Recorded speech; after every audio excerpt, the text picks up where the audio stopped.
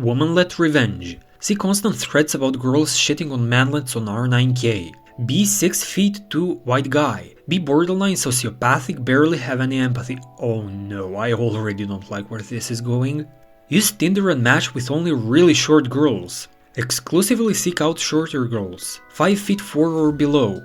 Talk to them and casually bring about short guys. If any of them talk shit about manlets or say they're gross, I start pursuing them even harder. Ask them out with the promise of sex. Take a small bottle of mustard water and hide it in my jacket.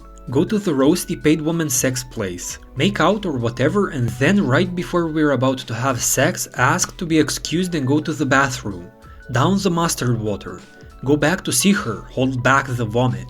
When their clothes come off, I immediately start vomiting all over and spray it as much as I can. Roasty is horrified. I tell them I find their shortness disgusting and I feel I'd be fucking a child. I leave telling them they shouldn't date tall guys and stick to manlets. I've successfully done this 10 times in the last 6 months. They always end up crying or freaking out and I jack off to that thought when I get home. I'm doing this for you, manlet brothers. It's not your fault you didn't have the genetic lottery. Fuck those roasty paid sex girls. Is this really doing any good to short guys? Correct me if I'm wrong, but I feel like it's only traumatizing the short girls. It's not gonna make them more attracted to short guys. What do you think about this, guys? Be sure to let me know in the comments.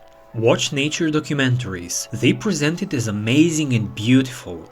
All I see is just meaningless death, struggle for survival. Endless search for food, battling rivals, killing each other, disease, accidents, dying from cold, starvation, predation, injuries. Young who are birthed and then eaten alive by a pack of fucking wolves. Man, fuck nature. What a worthless piece of shit. Tell me again why we should preserve this hunk of crap. Save the Amazon, get fucked, burn it all to the fucking ground. But isn't human society like exactly the same thing? Maybe a bit more sophisticated and subtle, but brutal nonetheless. Go to Burger King drive-thru, buy nuggies, feel weird about being a 20-year-old who still eats chicken nuggets. Pick them up. My nephews are gonna love these. Guy just stares at me. Drive home and shamefully enjoy nuggets. I don't see what's wrong with eating nuggets at whatever age, really. I used to work at a fast food place and there were people like 50 or 60 coming in and ordering chicken nuggets and they didn't give a shit about it.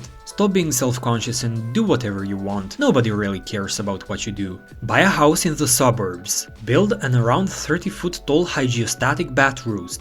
Kinda like pick related. Put a flagpole on top flying a defund the HOA flag illuminated by lamps at night. When the local HOA does get pissed, they can't do shit about it because several species of bats are federally protected, plus I can say it's natural pest control. Thoughts? I also have plans on planting giant sequoia saplings in people's yards because, like bats, they're protected by law, so the HOA and the homeowner watches over the years as a tree they can't remove slowly starts destroying their house. I just love the idea of being the radically environmentalist version of Bonnie and Clyde, going around pissing off HOAs across the country.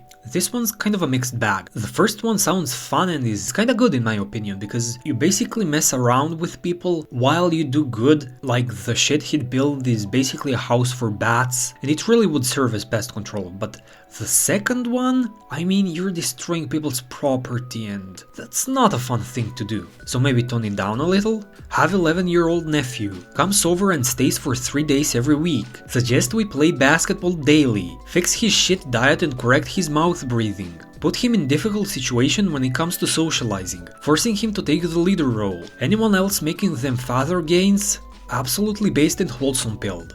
With some luck and hard work, in a few years, Anon can be a person that other people will look at and say, oh my god, he's literally me, for real, for real. Be me, be 15 in sophomore year at the time, volunteering at elementary school for hours, at ticket counter. Kid comes up to me, asks if I do drugs. Say no, ask why. His parents said that if you do drugs he'll look ugly like me. My face when I actually didn't do any drugs at the time. My face when I'm a precautionary tale. I still think about this 7 years later. I'm sorry, Anon. That kid's parents are bad parents. I'm ugly too. I know that feel of people knocking your confidence right down with your ego. Don't be mean to people, Anons. We're all human beings. Be me. I relapsed into my depression a little bit ago. Last few days have been hell. Decide to dig through some old games. Boot up Golden Sun, The Lost Age on my Nintendo DS. See the classic sprites again for the first time in years. The nostalgia, story, characters and amazing music fill me with energy and lift my spirits. My mood gets better, feeling better in general. Still have depression, but I'm feeling happier. Thank you, Golden Sun. Ah, that's wholesome. It's always nice to do things that make you happy.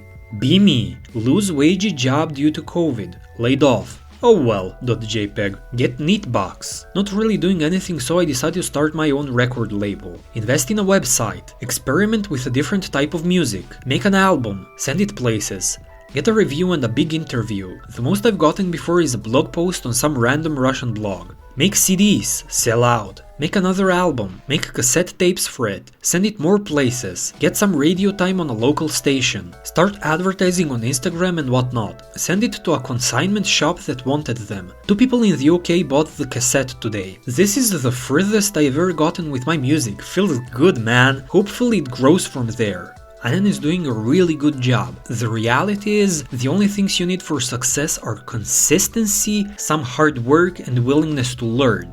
It's not very easy to do, but it's very simple. And from the looks of it, Anon has all 3 down. Yep, it's me again with a shitty Greentext. I finally did it. Be me. 24 male to female. In love with a colleague girl. She's also into me. Go out on a date 3 times. Spend a lot of time together. Getting increasingly stressed that I haven't told her I'm trans. Fast forward to yesterday. We cuddled for hours at my place. She's very patient with me, knowing I want to tell her something. End up fumbling my words, so I send it to her as a message on her phone and she reads it in front of me. Tells me she doesn't see how that would change who I am. She sees me the same way as before. Continue cuddling and cry in her arms. Am I gonna make it? She understands and I don't see a change in how she looks at me. Am I allowed to be happy? Thanks for listening. No, of course you're not allowed to be happy. No 4chan user should ever be happy. You're supposed to thrive on misery. Leave her, go back to your den and be miserable alone.